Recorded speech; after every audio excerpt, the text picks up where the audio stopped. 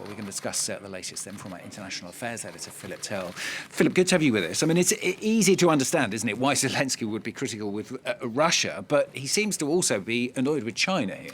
Well, the news this morning, Stuart, is that China has actually denied that it's doing anything wrong. And this is all the problem, I think, as far as relations go between Ukraine and China, China and the West.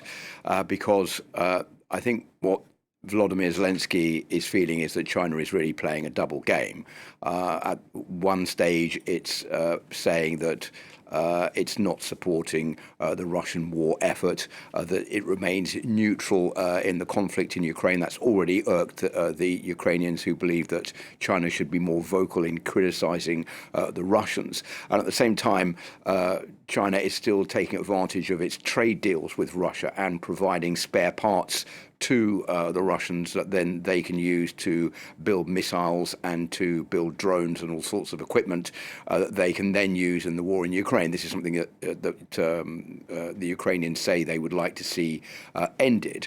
And so what I think the feeling from Ukraine is, and also from Volodymyr Zelensky, is that China could certainly do more. And on top of that, because there is this big summit coming up in a couple of weeks' time in Switzerland, that Russia is pressuring some countries not to take part by saying that it's going to withdraw aid to those countries and relationships with those countries. And now China is also doing the same thing in a bid to catapult this summit from taking place, because what China wants to do is to create its own summit. Now, if you look at trade between China and Russia, it's gone up a lot since the war in Ukraine started. $300 million of dual-use items are sent monthly to Russia. 70% of machine tools, 90% of microelectronics. The total trade in 2023 was $240 billion. That's up 64% since 2021. So there is a lot of anger on the part of the Ukrainians that China really could be doing more to try to support them, and notably be much more critical of the Russians and their offensive in Ukraine. So in Zelensky's eyes, then, China basically putting trade, its own regional influence, ahead of peace then?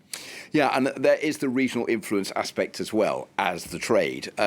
What China is attempting to do is to get round the sanctions that are imposed on Russia by selling it vast amounts of oil and gas. China is also trying to boost its international standing as a peacemaker. We've just seen this summit taking place in China in the last couple of days to discuss the situation in Gaza. It's trying to put itself on the world stage as a country that can intervene to try to work out a peace deal. And I think what the Chinese are arguing back is that, well, any summit that's going to take place in Switzerland that Russia is not invited to is not going to be a summit that's going to work out a peace deal with the Russians. So we need to have a peace summit that both Ukraine and Russia are at, and that is something that the Chinese have said they are willing to organise. So I think all of this is quite a lot of rivalry between different world powers, and of course the role of the United States that China sees as its main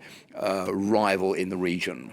Presumably then, Philip, this all means that we're going to have a peace conference in Switzerland, Russia not there. I mean, is there any point, you might And ask? China not there either. Well, I think there is a point. I mean, there are a lot of countries that have said they are going to take part in this peace summit. A few details about that. It's on June the 15th and 16th. That's in a couple of weeks' time at the Bergenstock Resort in Switzerland. 160 states have been invited, 106. So that is quite a feat, have said that they are going to take part in this summit. But both China and Russia are not attending. China is not going to attend. It said it won't. Russia, of course, is not invited. What Zelensky is saying is this is a summit. It's not about getting more weapons. It's not about stepping up the war effort. What he wants to achieve is more world weight in favor of Ukraine, and Ukraine being the victim in this conflict. The second point is that what Ukraine wants to obtain in this is nuclear security. It doesn't want Russia to use its nuclear weapons. It wants food security. It wants food to be able to get into Ukraine, and also for prisoners of war to be exchanged, most notably those Ukrainian children who've been taken taken to Russia. So I think that is the main objective of this summit. It's going to take place. The big question so far now is, will the United States be sending President Biden or Vice President Kamala Harris? If they don't go, that's going to be a serious blow to the Ukrainians in the face of Russia, which will probably applaud the fact that Joe Biden won't be there. We don't know just yet, but Joe Biden is right in the middle, as we know, in an election campaign face-to-face with Donald Trump, and I think that might be a more important issue for him to deal with than going to this summit. We'll know, I think, in the next few days. Philip, thanks very much. Philip Turle, International Affairs Editor, right here for us here on France 24.